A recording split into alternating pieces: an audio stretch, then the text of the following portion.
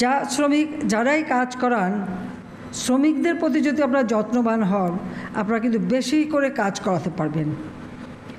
শুধুমাত্র তাদেরকে ওই আপনার অধীনস্থ বলে বিবেচনা করলে হবে না। মনে রাখতে হবে তাদের শ্রম ঘাম দিয়েই আপনার উৎপাদন বৃদ্ধি করা উপার্জনের পথ করে দিচ্ছে। কাজে সেই শ্রমিকদের প্রতি আপনাদের আরও যত্নবান হতে হবে। তাদের ছেলে মেয়েদের স্বাস্থ্যের ব্যবস্থা করা, তাদের নিজেদের চিকিৎসার ব্যবস্থা, তাদের শিক্ষার ব্যবস্থা, তাদের নানা ধরনের অসুবিধা দূর করা, এদিকে দৃষ্টি দিতে হবে। কারণ এরা যে এসছে, এদের কিন্তু সবচেয়ে দুর্ভাগ্য, জাতিপিতা এদেরকে নাগরিকত্ব দিয়ে গেছেন।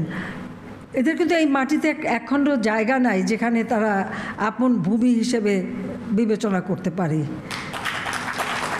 অর্থাৎ তার এখানে কোথাও একটা পা রাখার জায়গা নেই, তার জন্য একটা ফ্লোটিং, ভাসমান। কিন্তু এই ভাসমান থাকবে কেন? আমাদের কোনো নাগরিক ভাসমান থাকবে না। আমরা যেটা সিদ্ধান্ত নিয়েছি, সকল ভূমিহীন গৃহহীন তাদেরকে ঘর করে দিচ্ছি।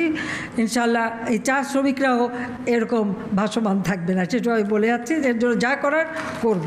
চা গার্ডেনে সোলার প্যানেল করা, এটা একান্তভাবে দরকার বলে আমি মনে করি।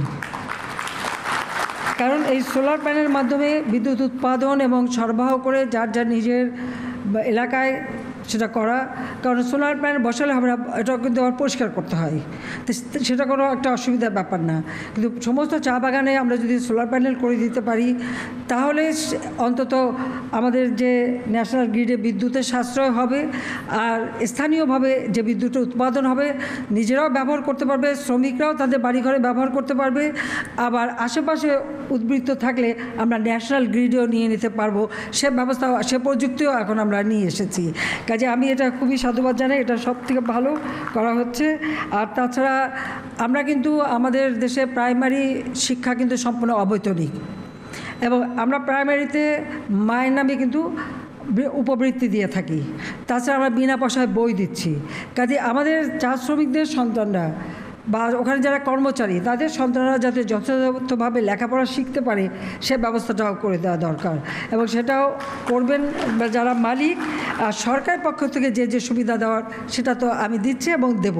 কিন্তু আমি চাই যে তাদের ওই, আমাদের কিন্তু প্রত্যেক এলাকায় স্কুল আছে, সরকারি স্কুল, তো সেই স্কুলে যাতে সকলের ছেলে মেয়ে একসাথে পড়তে পারে, সেই ব্যবস্থাটা আমাদের নিতে হবে।